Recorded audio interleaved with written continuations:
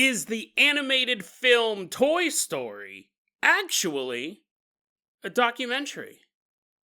And then we go camping with a father and son, out enjoying nature together. But as they decide to walk along a trail, they encounter an entire neighborhood of bizarre houses. But nothing will match the madness they are about to experience when they catch a glimpse of the Polygon Dog. Today on Dead Rabbit Radio. Actually, I'm a lot freaked out. Hey everyone, welcome back to another episode of Dead Rabbit Radio. Your host is Carpenter. I'm having a great day. I hope you guys are having a great day too. I hope you guys are having tons of fun doing whatever you're doing. We got a lot of stuff to cover today. So first off, running into Dead Rabbit Radio Command, everyone get on your feet and give it up for our legacy Patreon supporter, Burnt Toast Ghost. Woohoo, yeah, he's all floating around, smelling like burnt toast. Anyone having a stroke? I think we all are, because we smell burnt toast ghost. You know that's actually not a real thing. The other day I was smelling burnt toast. I was like, am I having a stroke? So I looked it up, and I didn't have a stroke. I was like, oh, that's actually a myth, but I did have a real stroke in real life.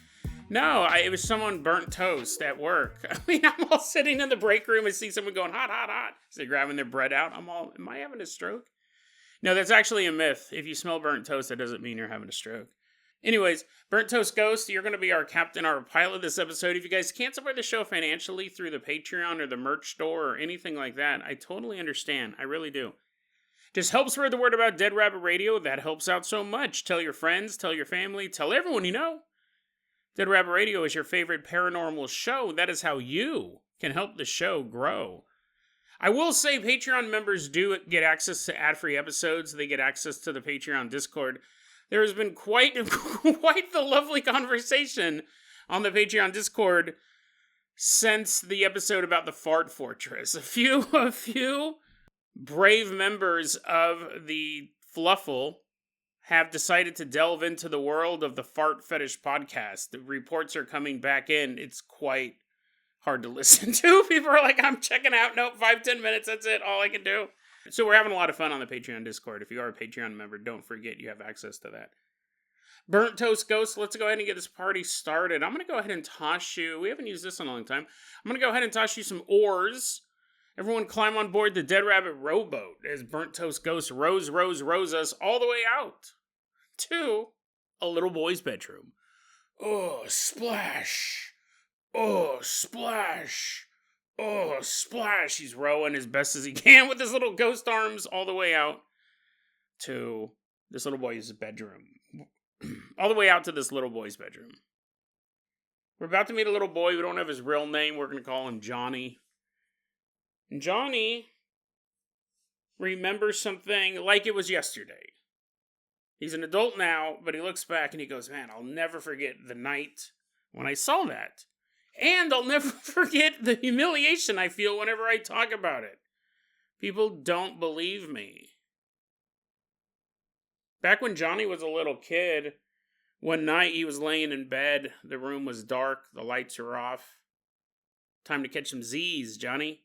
You got school tomorrow. As he's laying there, he hears something moving on his desk. Huh? He thinks, oh, that's kind of weird. Why was something moving on my desk? So he looks over, and what he sees, and he'll admit it was dark, right? Didn't have the best visibility, but I would still argue it'd be kind of hard to miss this unless it was pitch black, unless he slept in the void. He said, I looked over at my desk, and standing up on my desk is my Paratrooper action figure.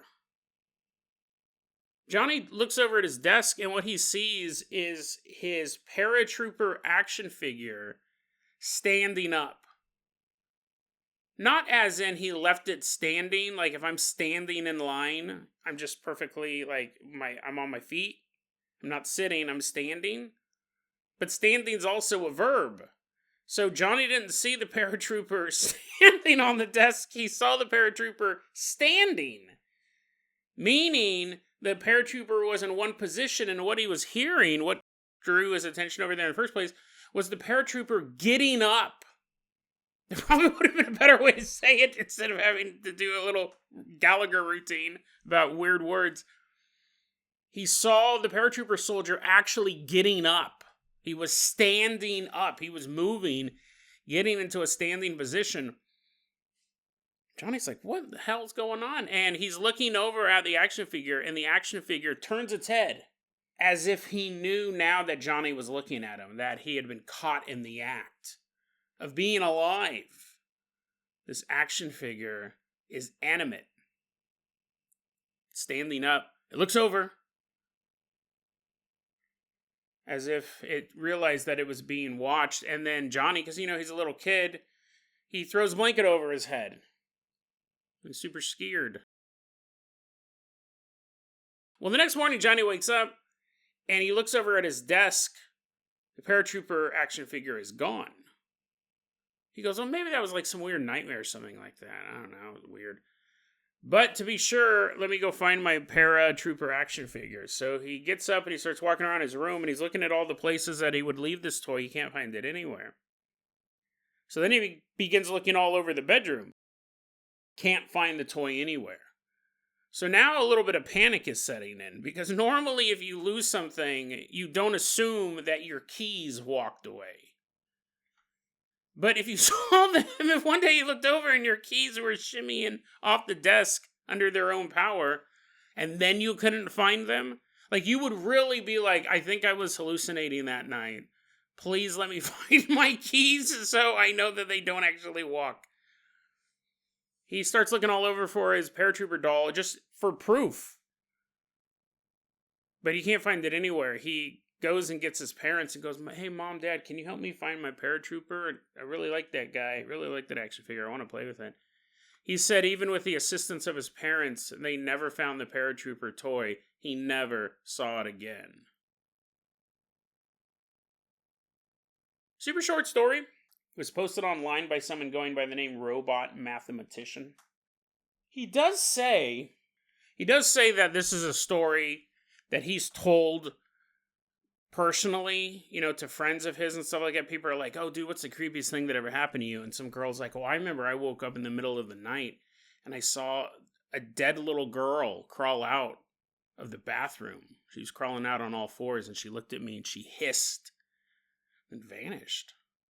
And the next friend's like, oh, yeah, that's pretty creepy. But when I was a kid, my dad fell into a wood chipper. It was horrifying because I was in the bedroom at the time, and his bloody guts, the wood chipper was aimed right at my bedroom window. He didn't like me that much. He was hoping my bedroom window would be shattered by 1,000,000 pieces of bark. Instead, the bloody remains of his body were propelled at 30 miles an hour right towards my window. The window shattered. That's why I got all these scars. That's why I'm scarred up. But now, sometimes late at night, I'll hear the sound of wet, bloody chunks hitting my bedroom window. And it doesn't matter what bedroom I'm in. If I'm in a hotel room, I could be on the 10th floor. Doesn't happen all the time.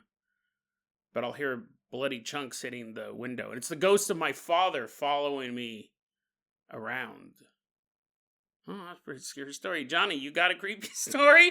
Creepy story? Oh, man, no, I got something that'll top both of that. And there's proof. Ooh. Tell us, Johnny. I had an action figure come to life one night. And it saw me, and then I hid, and then I never found the action figure again. So I'm assuming it left the house. Maybe he had a top secret mission. Maybe he had to take on Cobra Commander and defeat the Menace once and for all. People laugh at him. Johnny goes, this event traumatized him. It really did affect him mentally, and people laugh, and they call it, oh, it's just like that movie Toy Story. Oh, Johnny, that's just, you had a nightmare or something like that. As the guy, he's covered in scars, he's like, oh. The ghost of his dad, body parts are floating next to him. He's like, son, we can bond over making fun of this other guy. He's like, oh, thanks, Dad. Johnny goes, it's messed up because it traumatized me and people make fun of it. We talk about this on the show. We call it the Leprechaun Paradox. Sometimes in even the world of the paranormal, a story can sound so goofy that it's immediately dismissed by people who believe in demons and ghosts and multiversal shenanigans, cryptids, all this stuff. You tell someone, oh, I caught a leprechaun, they'll be like, you're making that up. Even other paranormal researchers will say that. I hunt Bigfoot. I hunt Bigfoot for the past 20 years. I have these plaster molds. Here's a little bit of hair I found on a tree. Oh, that's really cool. Yeah, I caught a leprechaun one day. The Bigfoot researcher is going to say, that's insane. You are absolutely insane. And Bigfoot shows up as like, oh, we laughed together at Leprechaun Man. It's the Leprechaun paradox. It is something that happens in the world of paranormal. And then I thought, I had two things popped in my head from this story. One was, obviously the movie Toy Story gets brought up a lot when he tells this. That is the plot of the movie Toy Story, I think. I've never seen any of the Toy Story movies. I saw half of the second one. I'm just not a big cartoon guy. Yeah, I don't really watch it, but I know the concept. I'm not an idiot. I didn't have to go to Wikipedia and all. Toy Story? What's this guy talking about? I obviously got it through cultural osmosis. It's interesting because the idea of toys moving on their own, it's not just part of Toy Story, obviously. It goes back further than that. You can look at children's literature like The Indian in the Cupboard. Books like that. I think you could even go further back to like the Nutcracker, right? Nutcracker comes to life. Kid goes on an amazing adventure with the Nutcracker. You have stuff like that. I think kids have a love-hate relationship with the idea of their toys coming to life. It'd be cool if your toys came to life and you went on an adventure with them, like the Nutcracker, which I don't think was actually a toy. I think it was the equivalent of a butter knife back then. It was just something that you had in the kitchen. It wasn't really considered a toy. But the idea of your toys running around late at night and you don't know, it is unsettling. Toy Story is played for laughs, obviously, but you could easily do a horror movie version of that. I guess they did. It's child's play, right? I mean, like, that's the other side of the coin. Toys being able to animate themselves. There's a creepy part of it. Then you go, let's throw our conspiracy caps on for a second. What if all of these types of movies, Toy Story especially, is actually, I'm trying to think of the right word, a conspiracy theory word. I'll use this term, I don't know if it's completely applies, but controlled opposition, which is where you have the powers that be put forth an argument to actually shut down other arguments. Controlled opposition, like, let's say there's a political movement that you want to disparage. You create somebody, you hire an actor, you get a YouTuber or whatever, to then be the worst version of that political movement and say the worst things, and then you quote that person and it makes the whole movement look bad, even though they're really not a part of the movement. Controlled opposition. Imagine if Toy Story was made because toys were coming to life. You're like, Jason, wow, dude, you're grasping at straws. No, I'm going somewhere with this. What if the powers that be are watching the world unfold, you're watching all of these events happen around the world, and they go, sir, we have disappointment in life up 20%. And satisfaction down 17%. We got humanity in a chokehold. All of our plans of global domination are coming along, just like you predicted, sir. And he goes, yes, I've seen the daily reports. But I'm having a bit of trouble here. And then he pulls up a video camera, because they've installed secret video cameras in everyone's houses. We're all gang stalked. Look at here. This is a clip from last night. You see this boy? Look how happy he is, because his toys are alive. The assistant's like, what? It's like, oh yes, this is a conspiracy we've kept even from you guys. This is a conspiracy theory that only 6 of the 13 families know. Look at him laugh and giggle as these toys dance for him. Oh, how I hate laughter. How I hate dancing. We have to make sure this kid is deemed insane. So let's spend hundreds of millions of dollars making movies. So if anyone ever talks about dancing toys, if anyone ever loves life too much because their toys are hanging out with them, people will make fun of them. They'll mock them. They'll start calling him the Toy Story boy. Do it now, he yells to the assistant. The assistant's all confused. He's like, oh, do my toys move? Like, what doesn't move? He's all running out. He's like, is my toaster alive? I did see that movie a long time ago. Oh, that was such a brave little toaster. So here's my thing. You go, Jason, that's ridiculous. You're obviously just taking a piss out of this story. Well, hold on. I did not come up with this. I came up with that part, but I did not come up with this far more intelligent part. One of you guys did, and it sucks that I don't remember who sent this to me. Maybe you'll remind me in the YouTube comments or shoot me an email. This is really interesting. What are most toys made of nowadays? Plastic. Where do plastics come from? It's a byproduct of oil. Where does oil come from? It's billions and billions of pounds of rotting organic matter put under both time and pressure over a course of millions upon hundreds of millions of years, really, to create oil. So everything that is powered by oil or a byproduct of oil is actually fueled by the dead.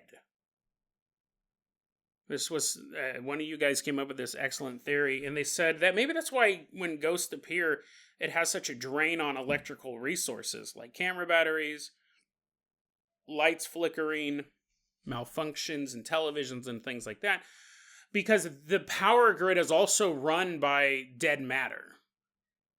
A ghost is dead, and it's existing between this realm of life and death. It's the soul that's trapped or stayed behind for some reason.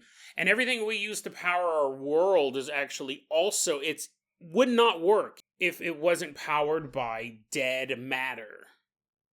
Every drop of oil used to be something living. Interesting theory, super interesting theory. And you could go, well, the plastic toys that we have today, and really even when I was a kid, die-cast was on the way out. We were moving mostly to plastics. That you can't have a plastic action figure without the remains of dead living things. Every drop of oil, it comes from something that was once alive. All of it. So you could have, he didn't specify the action figure thing either. He's like, I didn't say anything about action figures. I was talking about electricity. He didn't say anything about action figures or plastic. But wouldn't that be a kick in the pants if toys did start moving around? And it was because you had this almost, is the term animus? Like the spirit of the living encased in inanimate objects. But in this case, and it doesn't happen every single time, but some of the times in this case, it's actually you're taking dead matter, and as you're processing it out and you're making this plastic, some of it still has, even after millions, hundreds of millions of years, still has this energy, this life energy. So when it's formed into another body, it can think for itself and it can move for itself. It can move under its own power. So it's not that the toy is necessarily alive, it's more like the toy is possessed. And it may not even be possessed by what we would say one spirit, but many. Thousands, hundreds, I don't know. But if we extrapolate it out from the electrical theory, bring it down to plastics, it would actually make sense if toys started moving more now. Jason? Are you okay? I mean, I know you like taking really weird... I know you like going out on a limb and finding obscure stuff. I feel like you're about to tell me that you saw your toys move last night and you're laying all the groundwork so you don't sound like you're crazy. Interesting story. Conspiracy cap fully on. Is it possible that as we continue to produce more and more plastic, we will be having more interactions with this? It won't happen every single time, but sometimes toys come to life. And then you also have to wonder about just the idea of people, because I know, I don't remember exactly what religions practice it, but when you, reincarnation, specifically, when you die, you can return as another human, but you could also return as a bug. You could also return as a tree. You could probably return as bacteria, something like that. But what if you did return as a toy? What if you actually did reincarnate as a Dollar Tree transformer? And I wonder if that would change how we... If you knew that for a fact, if for some reason we knew that reincarnation was real, not only that, you'd be like, oh, okay, that's cool. So my aunt died and now she's a sheep She really loved the sheep. She's a sheep somewhere out in Basque land, in the Pyrenees. She's grazing. Eat it up, ant. Gobble it all up. Eat all that grass. Do it. I love you, ant. You'd be like, okay, that's great, right? Okay. You'd be like, oh, so reincarnation is a thing. Now, what if your ant became like a stamp? You're like, I didn't know she liked stamps. You're looking at this little stamp. It's a picture of her screaming, ah! Ah! She's frozen. Her face is half human, half sheep. Ah! She's screaming. You're like, well, I do collect stamps, so I'm going to put it in my book. Look, no! She comes back as a ball peen hammer. She came back as a lunchbox. You're like, I should probably stop buying all this stuff. Also, Anne, could you please stop dying? I don't know how you died. It became a ball peen hammer and somehow died again and became my lunchbox. You're all trying to eat food. A picture of her screaming, ah! On the lunchbox. Every time you say hammer, you hear your aunt scream. Wouldn't it change things? I'm looking around my apartment. I have these Deep Space Nine action figures, and I got, what are those toys with the big heads that everybody hates? The knuckleheads. What are they called? I don't remember. I have one of those pop statue. I have one of those of the Leprechaun movie. Leprechaun. Like, what if I knew that used to be a general, a Roman general, is now my Leprechaun toy in the box? I'd probably take him out of the box, right? I'm like, hey, sorry for suffocating you. I don't know why I kept you in the box for so long. Sir, I'm also looting it. Now, see, here's the thing. People would go, Jason, you've gone insane. It's like, no, I'm pretty sure that's a Roman general. Antilius, commander of the 5th Legion. Don't. That you gotta show him respect. Bow before my leprechaun toy. Bow. You would, obviously, you would start to go insane if you were talking like that. But, that all being said, truly bizarre story. It was like 5 minutes long. I know, this is the problem with this show now. I was like, oh, this will be a nice short one, because the next story's longer. This will be a nice short one. And then I end up going off on like a million different tangents. But, we are back on board. Okay, but let's get back to where we're supposed to go. Burnt Toast Ghost, I'm going to go ahead and toss you the keys to the world famous Carpenter copter. We are leaving behind this boy's bedroom. Why don't you fly us all the way out to Oregon? We're headed all the way out to Oregon, my state of residence, and we see standing on the ground waving to us is the person who recommended this story. The last 747 is giving us a thumbs up and a wink. Wondering why they're not on the Carpenter copter. We're like, hey, thanks for recommending this story. We're going to fly past you and go to the story. He's like, what? We're flying out to Oregon. I don't know exactly where this story took place. It's funny because the story takes place in we know some details. It takes place in Oregon. The story takes place in 2018. And it takes place at a state park. And you go, well, Jason, I mean, there's probably not a lot of state parks in Oregon. Maybe you could whittle it down. Possibly, but here's the thing. I live in a national park.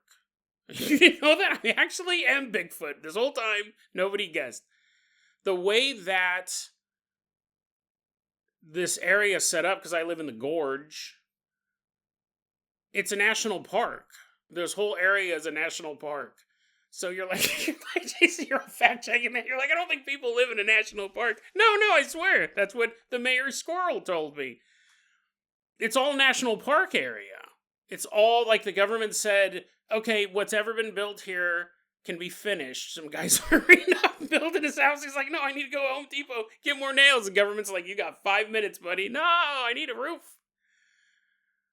It's a national park area. So we got like all of these like waterfalls and a bunch of just regular water, rivers, or what most people call them. It's beautiful. So the way that Oregon is set up is it is very often you will find a neighborhood next to a park, like a state park, like a protected area for camping, for nature hikes and such like that. Because in any other state, it'd probably be easy to figure out. Takes place in such an unusual location, you could probably figure it out pretty quickly. We're in Oregon, the year's 2018. We're about to meet a high school freshman. We'll call him Walter. And Walter's dad, let's call him Pierce. It's Walter's spring break, and they decide to go camping. Hey, son, I know you're going to have a week off school, but you know what that means, an extra week with Dad. All right, Dad, that sounds totally awesome. What do you want to do? Camping. And they do. They love camping. In fact, Walter goes, we like going way out into the woods. We don't like to be around other people. We like to camp in solitude. They do go to the state park that is next to a river and is about a 30-minute walk on foot to the nearest town. So again, in another state, it may be very easy to locate this. I think this is a story you would want to figure out where it was at, because I think it's something you might want to investigate. I don't know if I would because of the participants in it, but in Oregon, that's a dime a dozen. There's tons of different locations that meet this. Anyways, they go to the state park, and when they're pulling in with their trailer, they realize, it's spring break. The campground is packed. Walter and Dad kind of look at each other, and they're like, oh, we kind of wanted to do our own thing. But, we got this trailer with us. This is the best location. We'll just deal with it. Yeah, Dad, it'll be fun, It'll be different than what we normally do. We'll make it work. They get there and they start unloading their stuff, and Dad goes, hey, Walt, you know what? I noticed, we're missing some stuff. Not big things. I brought a tent, right? I brought stuff to start a fire, the obvious stuff. There's some odds and ends that we could really get.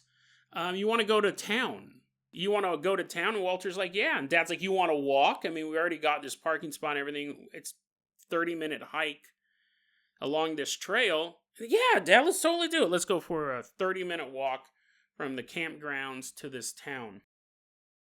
Walter said they're about 5 minutes into this hike when they see this neighborhood. For lack of a better word, they see on one side of the trail all these houses. Which makes sense. This is how Oregon is. State parks can just be right up against the population center. But these weren't houses. They were, by definition, they were houses. They had 4 walls, a ceiling, and a door. But there was something so off about them. Walter said, he goes, listen, it reminded me of something straight out of a horror movie.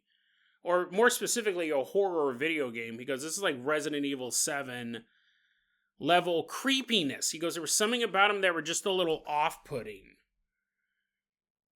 He goes, one, they looked like they were built piecemeal. So it's like they built one floor and then they go, you know what, we really should have 2 stories on this house. Oh yeah, but there's no more lumber. We have to buy different lumber, different colored wood or whatever. Don't worry about it. And it was like these houses were just kind of built and then added onto and added more and added more. It just added to the weirdness of it all. He said some of the houses appeared to have what looked like a loudspeaker system set up. These guys really enjoy their music, I guess.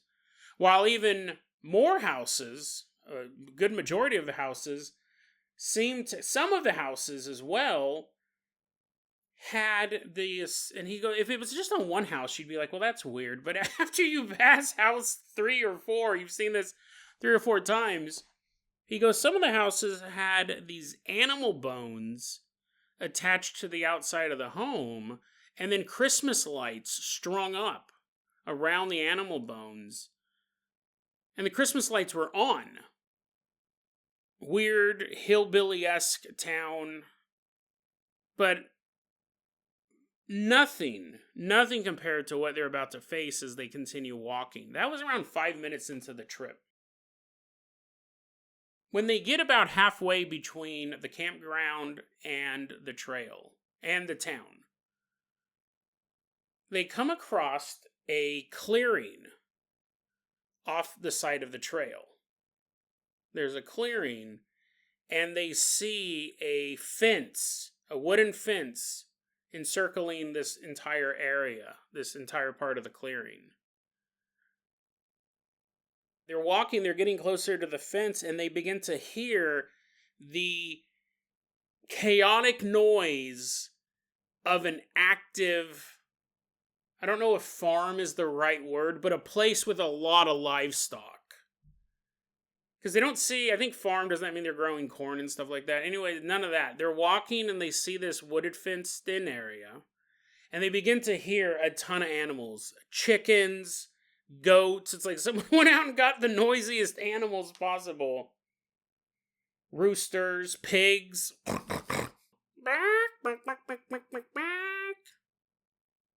What does a goat sound like?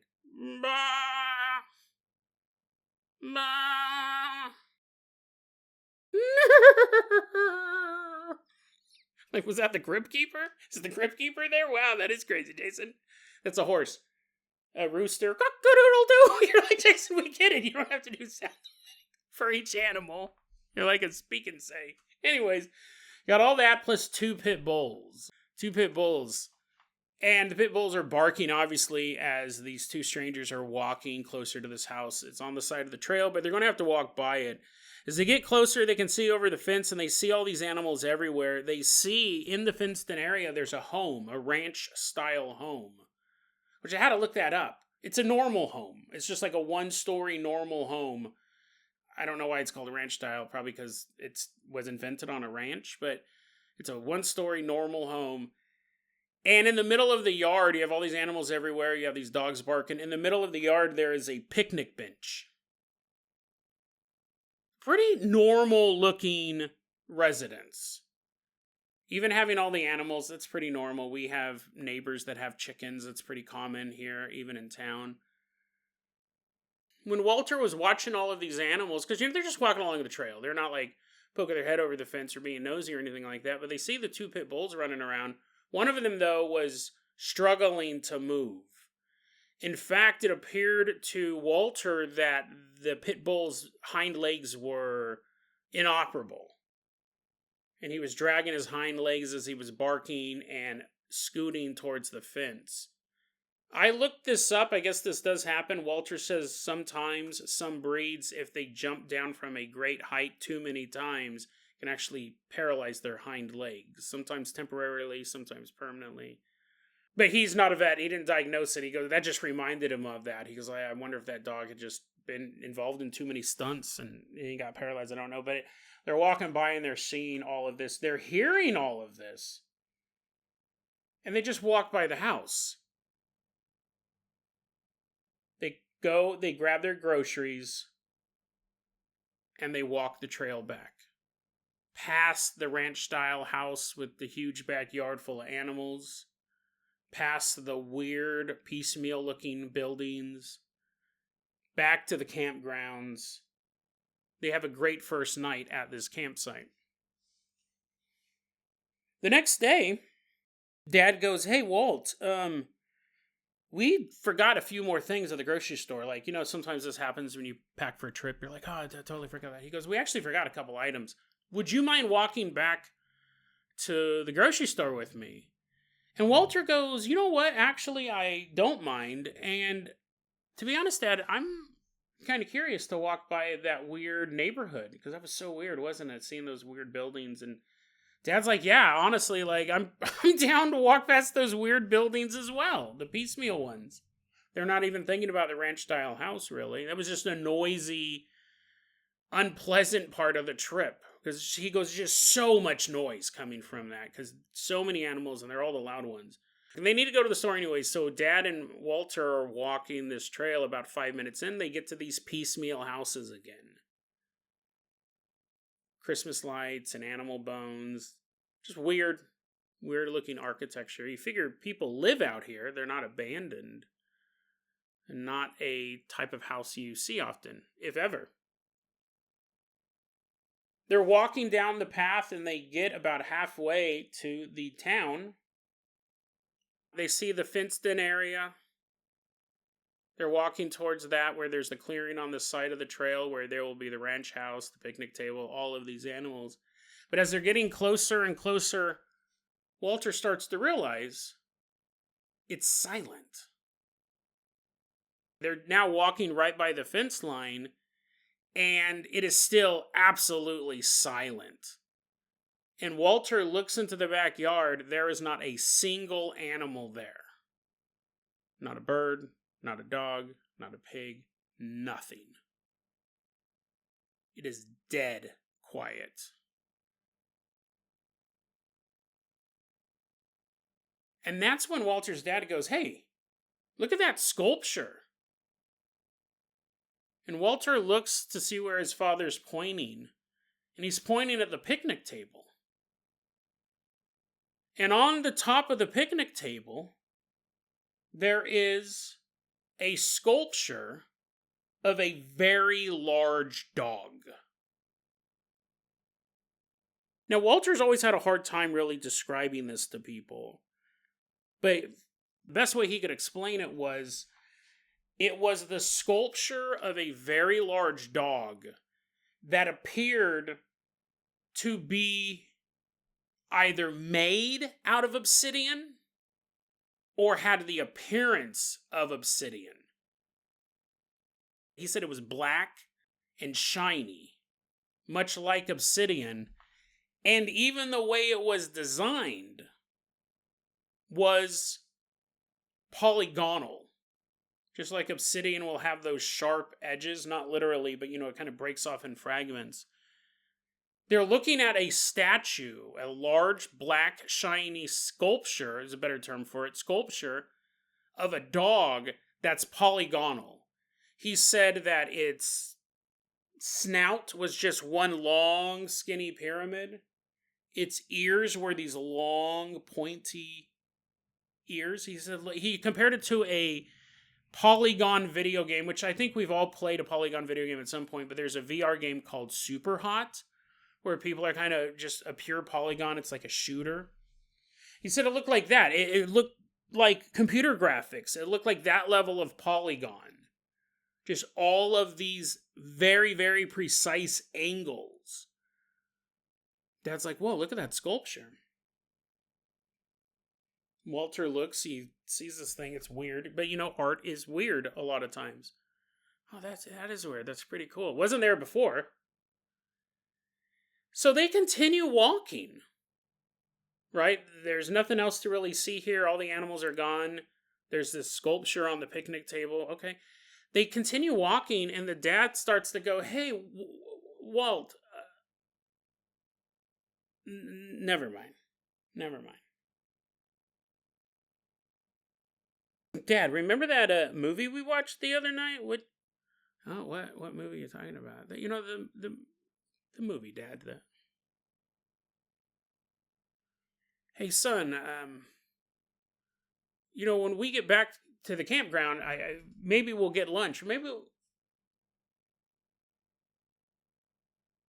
And what Walter realizes is both him and his father are trying to make small talk as they're walking by this house, but neither of them can really finish a sentence because they're both absolutely terrified.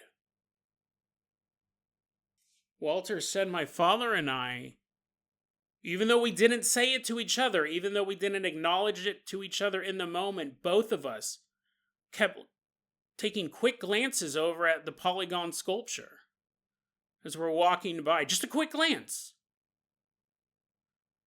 And we tried to cut through the tension by talking about random things, but each time we would just trail off. The tension was too great.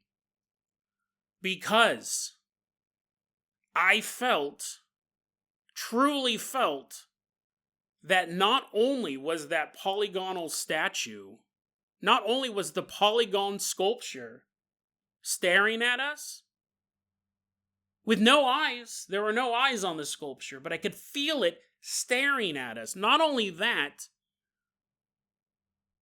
its head was moving. It was tracking us as we walked by. Walter said it was the scariest moment of his life.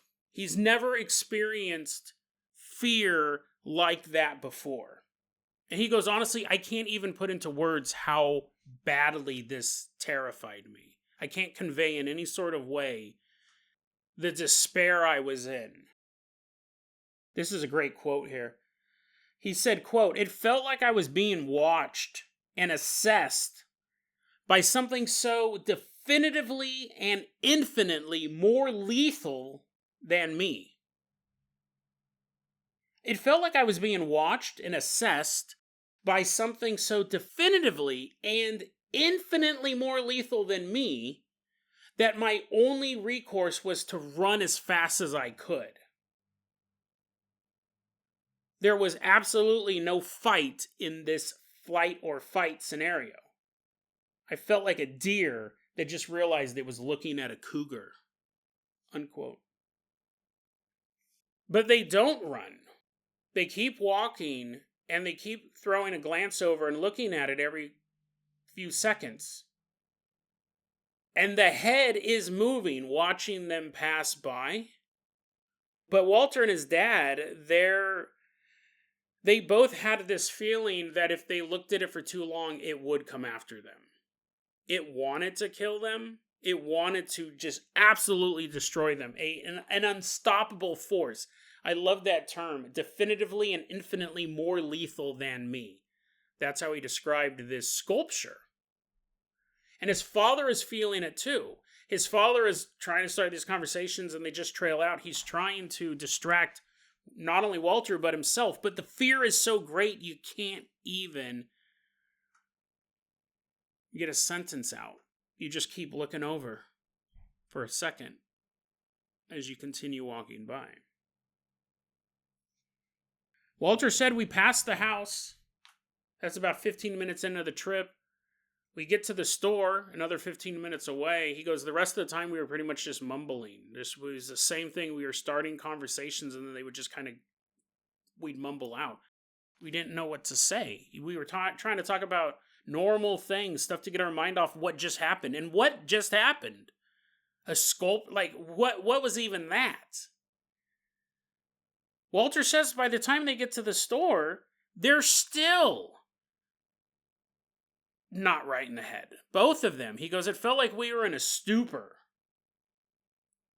We were just going through the motions. We were getting our stuff." And here's the thing. There's only one way back to the campsite where their car is and all their stuff is. It's the trail. They get the few items they came for.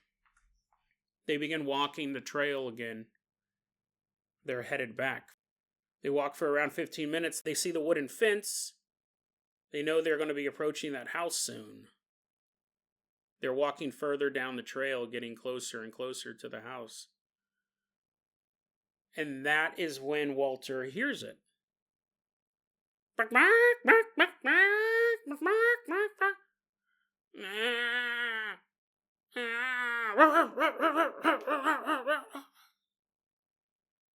Once again, before they even get to the house, they can hear the animals. There's so many animals out there, and there's such loud animals. They get to the fence, they look over, obviously they're going to check. The picnic table has nothing on it. The yard is completely full of animals. Pigs and goats and chickens and horses and 2 pit bulls, one who's dragging its legs behind them. And Dad and Walter kind of look at each other and they just keep walking. The house is, for all intents and purposes, back to normal. Walter and his dad continue their walk. They walk past the weird houses. They get to the campground.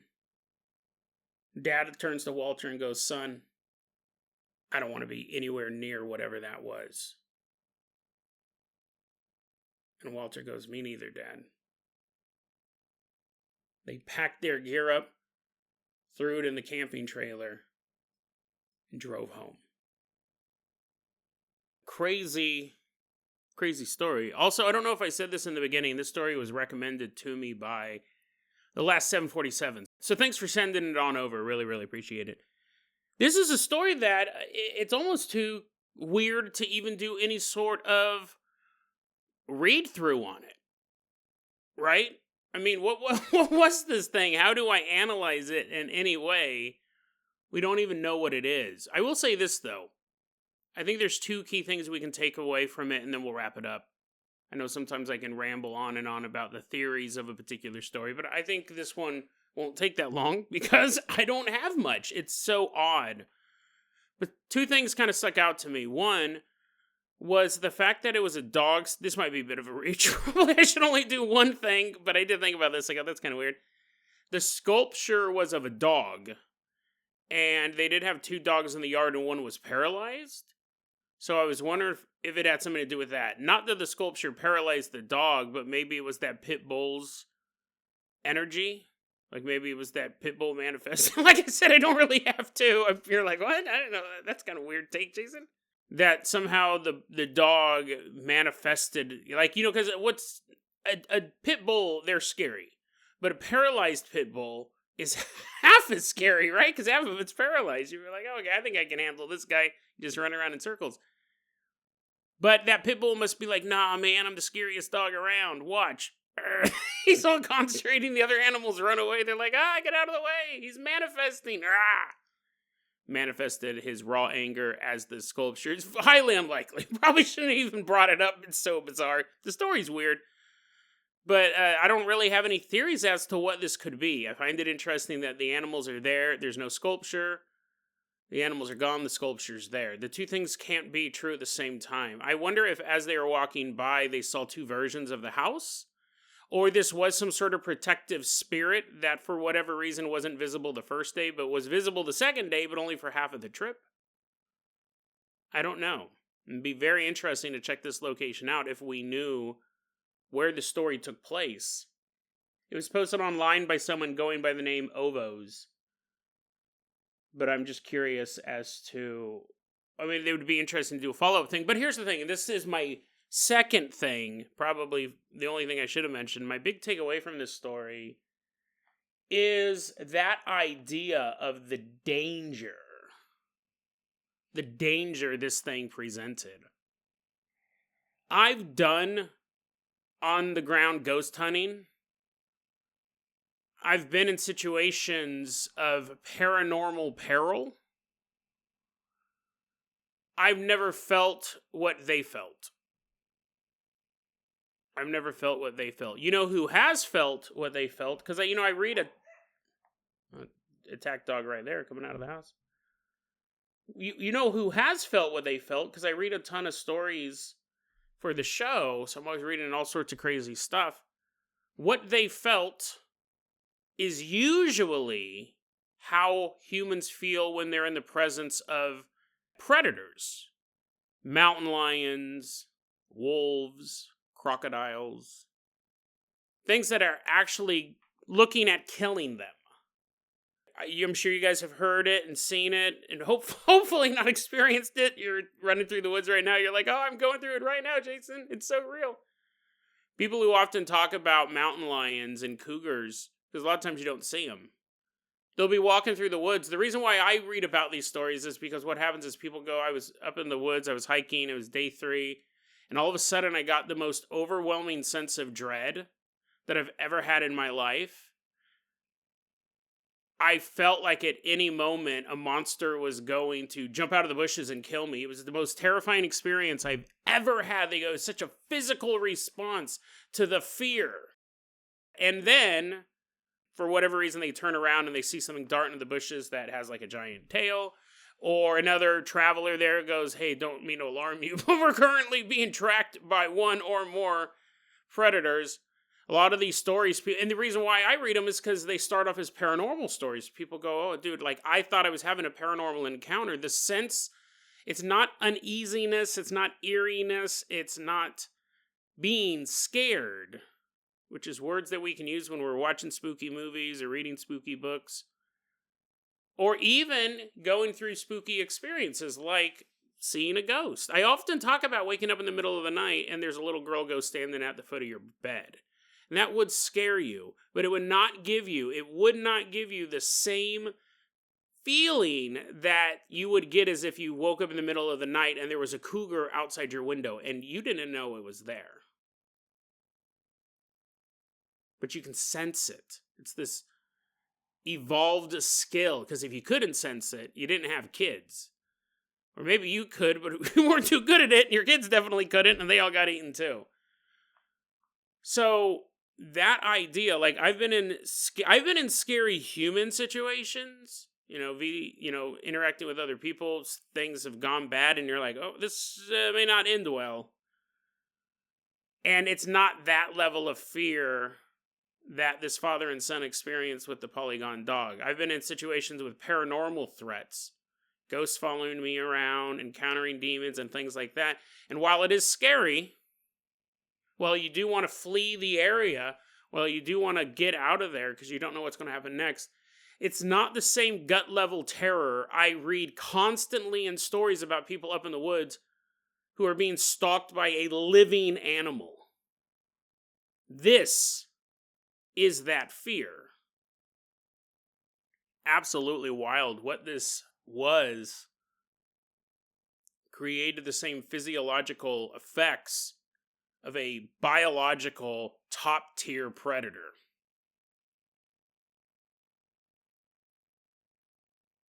Something more than a ghost, more than a demon.